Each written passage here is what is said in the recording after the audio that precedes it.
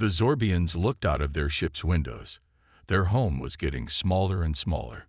Tears filled their big round eyes. They were leaving forever. Their planet, once full of life, was now just a dot in the black sky. "It's for the best," said Zix, the Zorbian leader. But even he didn't believe his words. His antenna drooped, showing his sadness.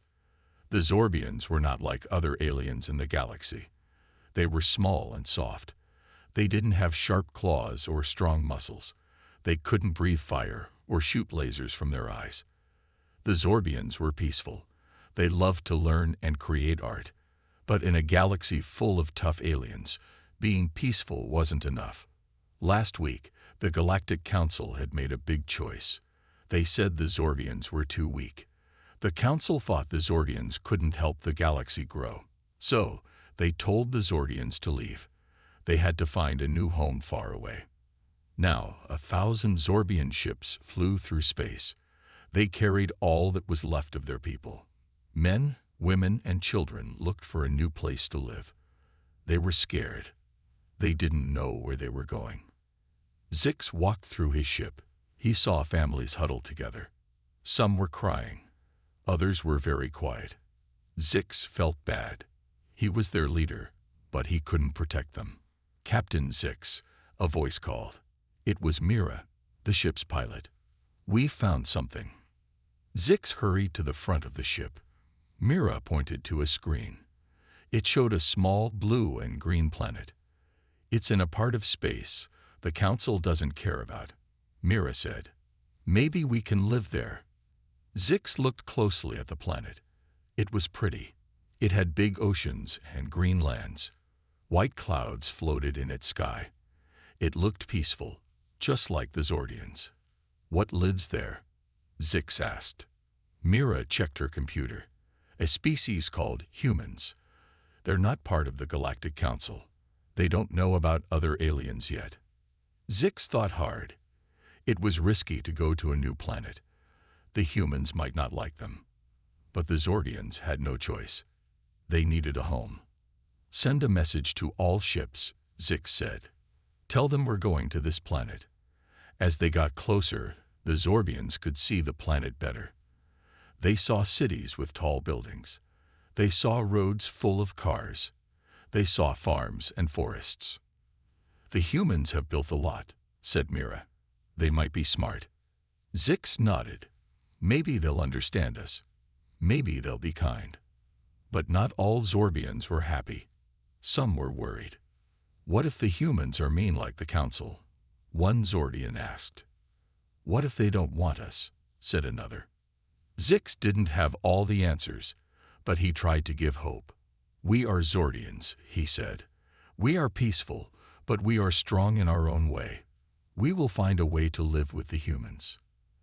As they entered the planet's sky, alarms started to sound on Earth. Humans looked up and saw the Zordian ships. They were confused and scared. In his ship, Zix took a deep breath. This was it, the moment that would decide the Zordians' future. "Let's hope the humans are kinder than the Council," he said quietly. The Zorbian ships flew down towards Earth. They were about to meet humans for the first time. Would it be the start of a new friendship, or would the Zorbians have to look for a new home again? Zix and all the Zorbians waited nervously. Their new life was about to begin. The Zorbians looked out of their ship's windows. Their home was getting smaller and smaller. Tears filled their big round eyes. They were leaving forever. Their planet, once full of life, was now just a dot in the black sky. "It's for the best," said Zix, the Zordian leader. But even he didn't believe his words. His antenna drooped, showing his sadness. The Zorbians were not like other aliens in the galaxy. They were small and soft. They didn't have sharp claws or strong muscles.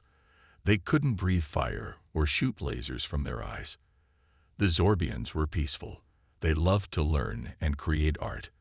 But in a galaxy full of tough aliens, being peaceful wasn't enough.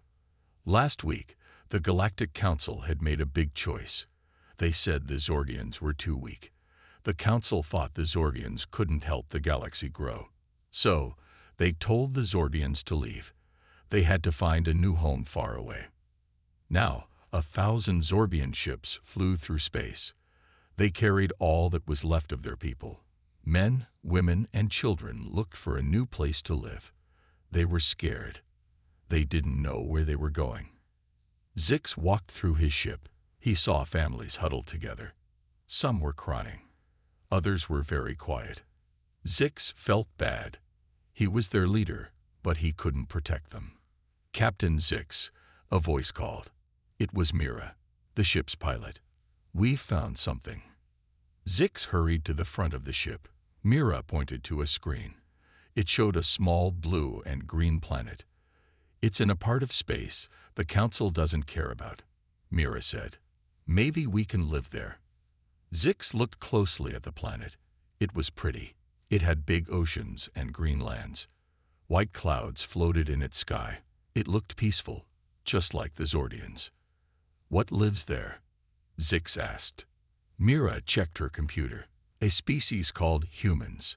They're not part of the Galactic Council. They don't know about other aliens yet." Zix thought hard. It was risky to go to a new planet. The humans might not like them, but the Zordians had no choice. They needed a home. "Send a message to all ships," Zix said. "Tell them we're going to this planet." As they got closer, the Zorbians could see the planet better. They saw cities with tall buildings. They saw roads full of cars. They saw farms and forests. "The humans have built a lot," said Mira. "They might be smart." Zix nodded. "Maybe they'll understand us. Maybe they'll be kind." But not all Zorbians were happy. Some were worried. "What if the humans are mean like the Council?" one Zordian asked. "What if they don't want us?" said another. Zix didn't have all the answers, but he tried to give hope. "We are Zordians," he said. "We are peaceful, but we are strong in our own way. We will find a way to live with the humans." As they entered the planet's sky, alarms started to sound on Earth. Humans looked up and saw the Zordian ships. They were confused and scared. In his ship, Zix took a deep breath. This was it, the moment that would decide the Zordians' future. "Let's hope the humans are kinder than the Council," he said quietly. The Zorbian ships flew down towards Earth. They were about to meet humans for the first time. Would it be the start of a new friendship, or would the Zorbians have to look for a new home again? Zix and all the Zordians waited nervously. Their new life was about to begin. The sky over New York City was full of strange ships. They were round and shiny, like giant silver coins. People on the streets stopped and looked up. Some were scared. Others were excited. No one knew what was happening. In the White House, the President of the United States was very busy. She talked to many important people on the phone. Soldiers, scientists, and other leaders all wanted to know what to do. "We don't know if they're friendly," said a general. "We should attack first." "No," said the president. "We must try to talk to them first. We don't want a war if we can avoid it." Meanwhile, Zix and the other Zordian leaders were nervous. They didn't know how humans would react to them. Would they be kind or cruel? "We need to show them we come in peace," said Zix. He looked at the others. "I will go down and talk to them myself." The other Zordians were worried. "But Zix, it could be dangerous," said Mira. Zix nodded. "Yes, but we must try. For our people." One small Zorbian ship flew down from the big fleet. It landed in Central Park. A crowd of humans gathered around, kept back by police. The ship's door opened slowly. Everyone held their breath. Then Zix stepped out. The humans gasped. Zix looked very different from them. He was small, about the size of a human child. His skin was light blue. He had big, kind eyes and 2 antennae on his head. He wore a simple white robe. Zix looked at the crowd. He was scared, but he tried to look brave. He raised his hand in a peaceful gesture. "Hello, people of Earth," he said. His voice was soft and friendly. "We come in peace. We need your help." The crowd was quiet. Then a little girl stepped forward. She smiled at Zix and waved. "Hi, I'm Sarah. You look funny, but in a cool way." Zix smiled back. He felt a little better. Maybe humans could be kind after all. Just then, a group of important-looking people arrived. The president was with them. She walked up to Zix slowly. "I am the leader of this country," she said. "Who are you, and why are you here?" Zix bowed his head respectfully. "I am Zix, leader of the Zorbians. We have traveled far to find a new home. Our old home was taken from us. We ask for your kindness and help." The president looked surprised. This was not what she expected. "You need a new home. Why? What happened to your old one?" Zix's antennae drooped sadly. "The Galactic Council said we were too weak. They said we didn't deserve to be part of their galaxy. They forced us to leave." The crowd murmured. Some people felt sorry for the Zordians.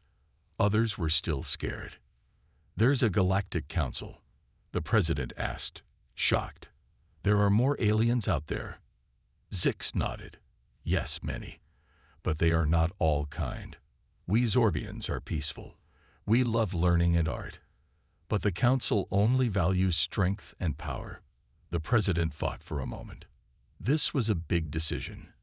Could Earth really take in a whole alien species? What if the Galactic Council came looking for them? "We need time to think about this," she said finally. "It's a big decision. Can you wait?" Zix nodded. "We understand. We will wait in our ships.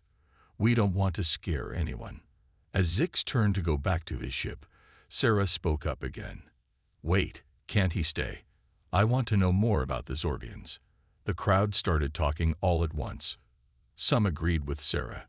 Others thought it was too dangerous. The president raised her hand for quiet. She looked at Zix, then at the crowd, then back at Zix. "All right," she said slowly. "You can stay, Zix. We'll arrange a place for you, but just you for now. We need to talk more before we decide about all your people." Zix bowed again. "Thank you for your kindness. We hope to show you that the Zorbians can be good friends to humans." As Zix followed the president and her team, he felt a mix of hope and worry. This was just the beginning. The real challenge was yet to come. Could the Zorbians find a new home on Earth? Only time would tell. 1 month had passed since the Zorbians arrived on Earth. The world was still buzzing with excitement and worry. In New York, a special building was set up for Zix and a small group of Zordians. It was called the Zorbian Welcome Center. Inside the center, Zix sat at a table with human leaders. They were talking about how to help the Zorbians live on Earth. "We want to learn about your culture," said Dr. Maria Chen, a kind-looking scientist, "and we want to share ours with you." Zix's antennae wiggled happily. "We would love that. Zorbians enjoy learning new things." The president nodded. "We've decided to start a cultural exchange program. We'll choose some humans to live with Zorbians, and some Zorbians can live with human families." Zix clapped his hands together. What a wonderful idea. Meanwhile, in a small town called Millbrook, the Johnson family was getting ready. They had volunteered to host a Zordian in their home. "I hope they like pizza," said Tom, the father, as he cleaned the guest room. His wife, Lisa, laughed. "I'm sure we'll find something they like to eat." Their daughter, Emma, was jumping with excitement. "I can't wait to meet our Zordian friend." The next day, a small Zorbian ship landed in the Johnsons' backyard. A young Zorbian named Zura stepped out. She looked nervous but excited. "Welcome to our home," said Lisa, smiling warmly. Zara bowed slightly. "Thank you for your kindness. I'm happy to be here." Emma ran up to Zara. "Do you want to see my room? I have lots of books and toys." Zara's big eyes lit up. "Oh yes, I'd love to." As the days passed, more and more humans and Zorbians started living together. They learned from each other and shared their cultures. In schools, Zorbian children joined human classes. At first, some human kids were scared or mean.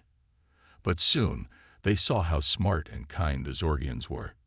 In one class, a Zorbian named Zip was teaching human kids about Zorbian art. They were making beautiful pictures using light and shadows. "Wow, this is so cool," said a human boy named Jake. "Can you teach me more?" Zip smiled. "Of course. And maybe you can teach me about human art." In hospitals, Zorbian healers worked with human doctors.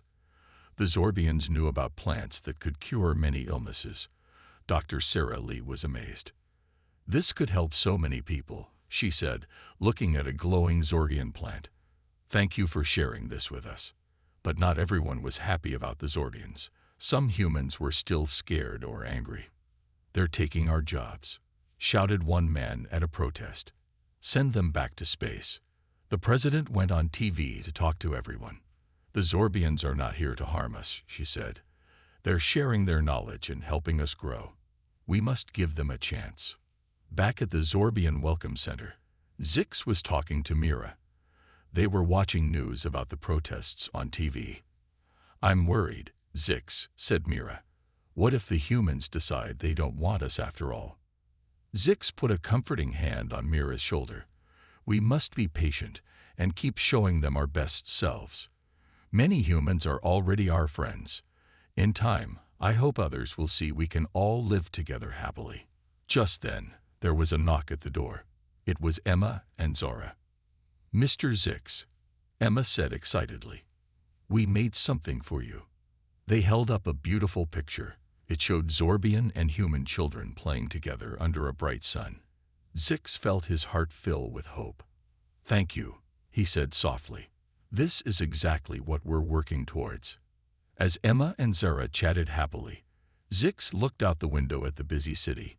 He saw humans and Zorbians walking together, talking and laughing. "Yes," he thought, "we can make this work, one friendship at a time." 6 months had passed since the Zorbians arrived on Earth. Things were changing in ways no one expected. What humans first thought was weakness in the Zorbians turned out to be their greatest strength. In a lab in California, Dr. Emily Wong was working with a Zorbian scientist named Zeal. They were trying to solve Earth's pollution problem. "I don't understand," said Dr. Wong, looking frustrated. "How can we clean the air without causing more damage?" Zeal thought for a moment. His antennae twitched as he concentrated. Then his eyes lit up. "What if we use plants?" he said. "On our planet, we had special trees that clean the air naturally." Dr. Wong looked excited. "Can we grow them here?" Zeal nodded. "With some changes, yes.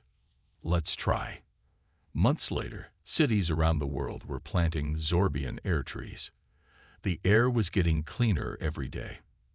In a school in London, a young Zorbian teacher named Zora was helping human kids learn in a new way.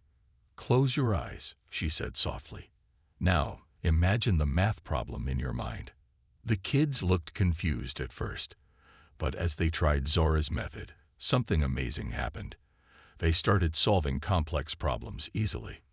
"This is so cool," said a boy named Tom. "Math was hard before, but now it's like a fun game in my head." The Zorbian way of teaching spread quickly. Soon, test scores were going up all over the world. But the Zorbians' biggest impact was on how people treated each other. In a small town in Japan, an old man named Hiroshi was walking home. He tripped and fell. Before anyone else could react, a Zorbian named Zix rushed to help him. "Are you okay, sir?" Zix asked, gently helping Hiroshi up. Hiroshi was surprised. He had been scared of the Zorbians before. But now, looking at Zix's kind face, he felt ashamed of his fear. "Thank you," Hiroshi said, smiling. "Would you like to come have tea with me?" Zix's antennae wiggled happily. "I would be honored." Stories like this were happening all over the world. The Zorbians' kindness and peaceful nature were changing how humans thought and acted. In Washington, D.C., the president was in a meeting with world leaders.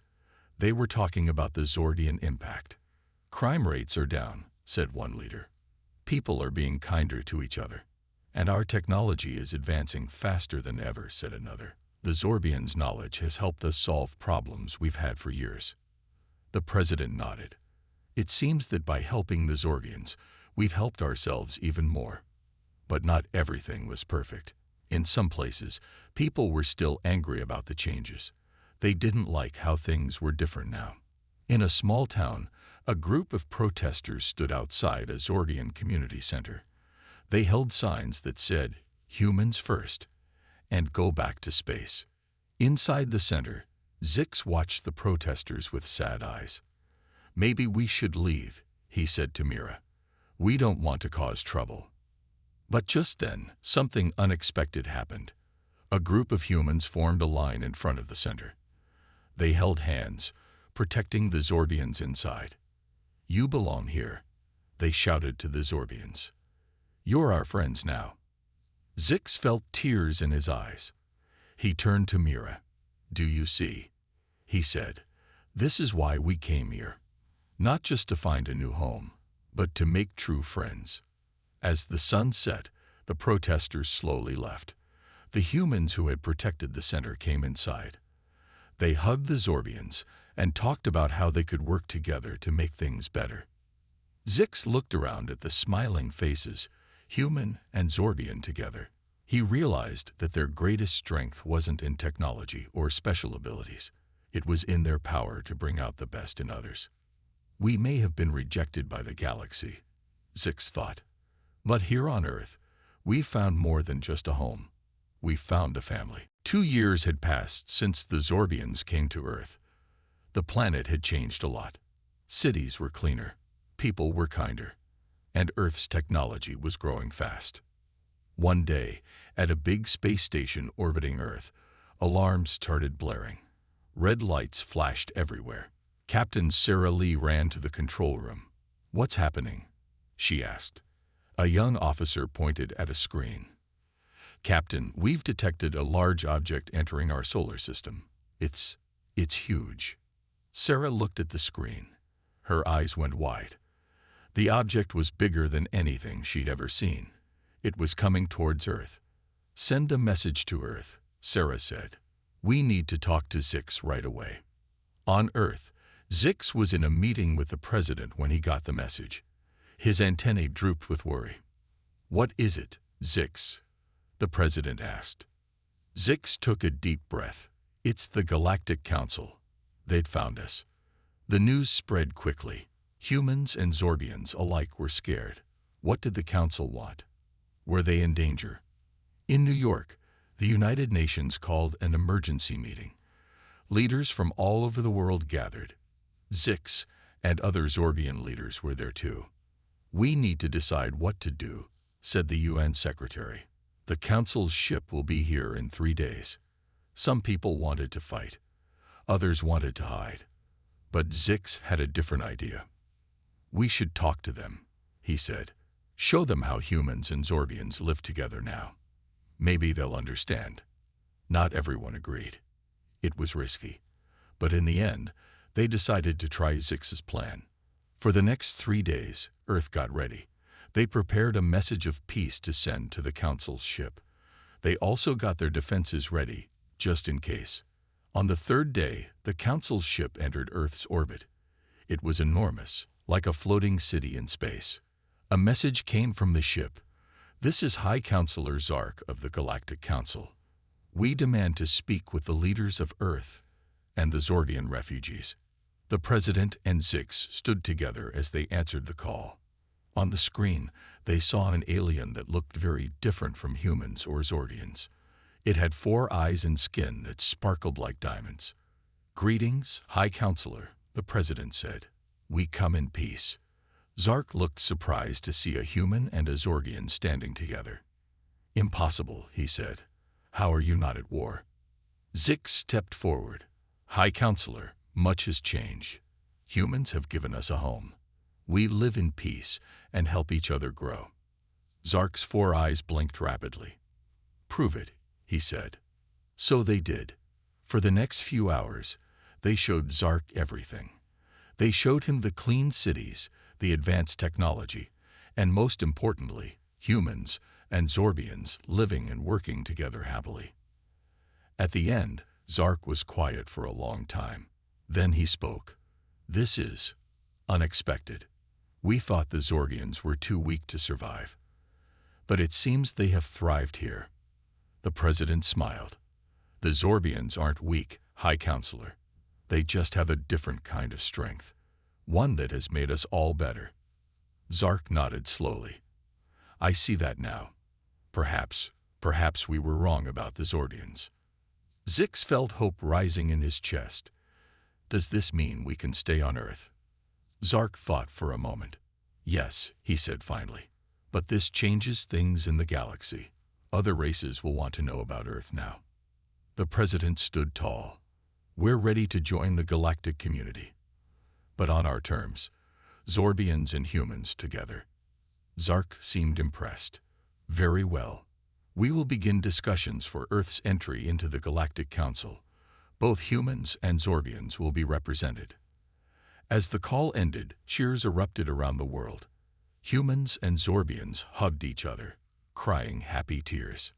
Zix turned to the president, his eyes shining. "Thank you," he said, "for believing in us." The president smiled back. "No, Zix. Thank you for teaching us that true strength comes from kindness and working together." As they looked out at the celebrating crowds, both knew that this was just the beginning. A new chapter for Earth, for the Zordians, and for the whole galaxy was about to start. 6 months after the Galactic Council's visit, Earth was buzzing with excitement. Humans and Zorbians were working together to prepare for joining the galactic community. But not everyone in the galaxy was happy about this. One quiet morning, alarms blared across the planet. Zix rushed to the Global Defense Center, where the president was already waiting. "What's happening?" Zix asked, his antennae twitching nervously. The president pointed to a large screen. "A huge fleet is heading towards Earth. They're not responding to our messages." Zix's eyes widened. "It's the Kragans," he said. "They're the ones who pushed for our exile. They must want to stop Earth from joining the Council." The president's face was grim. "Can we fight them?" Zix shook his head. "Their weapons are far beyond Earth's. We need another plan." As they talked, more bad news came in. The Kragan fleet had created a barrier around Earth. No messages could get out. They were alone. "We need to evacuate people to safe zones," the president said. But Zix had an idea. "Wait," he said. "What if we use our strengths instead of fighting their way?" For the next few hours, humans and Zordians worked together on Zix's plan. They didn't have much time. The Kragan fleet was getting closer. When the first Kragan ships entered Earth's atmosphere, they were met with a strange sight. Instead of weapons, they saw thousands of floating lights. "What trickery is this?" growled Krag, the Kragan leader. Suddenly, Zix's voice came through their communication systems. "Greetings, Kragans. We invite you to land and talk. We mean you no harm." Krag laughed. "You can't fool us, weaklings." But as they flew towards the biggest cities, they saw no signs of fear. Instead, humans and Zorbians stood together, holding hands and singing. Confused and suspicious, Krag ordered his ships to land. As they stepped out, ready for a fight, they were met by smiling faces and offers of food. "Welcome to Earth," said the president, stepping forward with Zix. "We'd like to show you around." For the next few hours, the Kragans were given a tour like no other. They saw schools where Zorbian and human children learned together. They visited hospitals where Zorbian healing techniques were saving lives. They even tried Earth food, cooked with Zorbian spices. At a park, a little human girl offered a flower to a tough-looking Kragan soldier. Confused, he took it, his scaly hand gentle around the delicate stem. Krag watched all this with growing confusion. "I don't understand," he said to Zix. "Why aren't you fighting us?" Zix smiled. "Because that's not our way. We believe in peace and understanding. That's the real strength we found here on Earth." As night fell, the Kragans gathered to discuss what they'd seen. Many were touched by the kindness they'd been shown. Others were still suspicious. Finally, Crag made a decision. He approached the president and Zix. "We came here expecting to crush weaklings," Crag said. "Instead, we found a strength we didn't understand. A strength of spirit." The president nodded. "Will you join us in peace?" Crag was quiet for a moment. Then, to everyone's surprise, he laughed. "You know what," he said, "I think I'd like to try some more of that ice cream stuff." The tension broke. Humans, Zorbians, and even Kragans began to laugh and talk together. As the sun rose the next day, the Kragan fleet left Earth's orbit, but they didn't leave alone. Ships full of human and Zorbian ambassadors went with them, ready to show the rest of the galaxy their message of peace. Zix watched the ships leave, standing next to the president. "Do you think it will work?" the president asked. "Can we really change the whole galaxy?" Zix's antennae wiggled happily. "We've already changed 2 worlds," he said. "Earth and Kragan. Who knows what we can do together?" As they turned back to the cheering crowds, both knew that this was more than just a victory. It was the beginning of a new era for the entire galaxy. 5 years had passed since the day the Kragans came to Earth. The galaxy had changed in ways no one could have imagined. Today was a special day. Earth was hosting the first ever Galactic Unity Festival. Spaceships from all over the galaxy filled the skies. Aliens of all shapes and sizes walked the streets of New York City. In Central Park, a huge stage had been set up. Zix stood there, looking out at the crowd. He saw humans, Zorbians, Kragans, and many other species he had never seen before.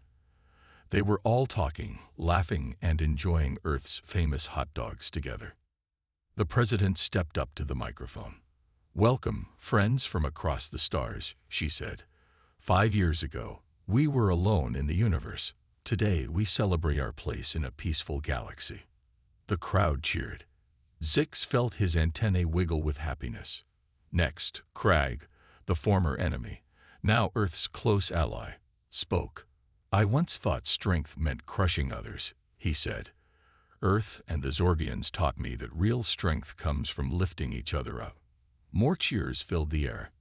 Zix saw a young Kragan child sitting on a human's shoulders, both of them clapping. Finally, it was Zix's turn to speak. He took a deep breath and stepped forward. "Friends," he began, "when we Zorbians first came to Earth, we were lost and afraid. We had been rejected by the galaxy for being too weak. But humans saw something in us that others didn't. They saw that kindness, creativity, and working together are the greatest strengths of all." The crowd listened quietly, hanging on every word. "Look around you," Zix continued. "See how we're all different, yet we're all here together. This is the power of acceptance and understanding. This is the future we can build together." As Zix finished, the crowd erupted in cheers and applause. Beings from 100 different worlds celebrated as one. After the speeches, the real party began. There was music from every corner of the galaxy. Food stalls served dishes from Earth and far-off planets. Children of all species played games together. In one corner, a group of scientists huddled excitedly. Dr. Emily Wong, the human who had worked with Zorbians to clean Earth's air, was showing her latest invention. By combining Zorbian plant knowledge, Kragan energy technology, and Earth's computers, she explained, "We've created a device that can terraform dead planets. We can create new homes for species in need." Nearby, a Kragan teacher was learning Earth dances from a group of human and Zorbian children. His big, scaly feet moved awkwardly, but he was laughing with joy. As the sun began to set, a spectacular light show filled the sky. Spaceships from different worlds created beautiful patterns of color and light. Zix found a quiet spot to watch. The president joined him. "Did you ever imagine it would turn out like this?" she asked. Zix shook his head. "Never. When we left our home, we thought we had lost everything. But we found so much more." The president smiled. "You know, The old Galactic Council is still out there. They're not happy about all these changes. Zix nodded. They'll come around eventually. Or maybe they'll learn from their mistakes. Either way, we'll face it together. As they watched the celebration, a small child, it was hard to tell if she was human or Zorbian, ran up to them. She held out a drawing. "Look what I made," she said proudly. The picture showed a big circle with countless stick figures of all shapes and sizes holding hands around it. At the top, in wobbly letters, it said, "Our Galaxy." Zix felt tears in his eyes. This was what they had fought for. A galaxy where everyone, no matter how different, could find a home. A galaxy united not by fear or power, but by friendship and understanding. As the little girl ran back to her friends, Zix looked up at the stars. Somewhere out there, his old home was waiting. But he realized he didn't feel homesick anymore. Because here, on this beautiful blue planet, with friends from across the cosmos, he had found his true home. And together, they were building a better galaxy for everyone.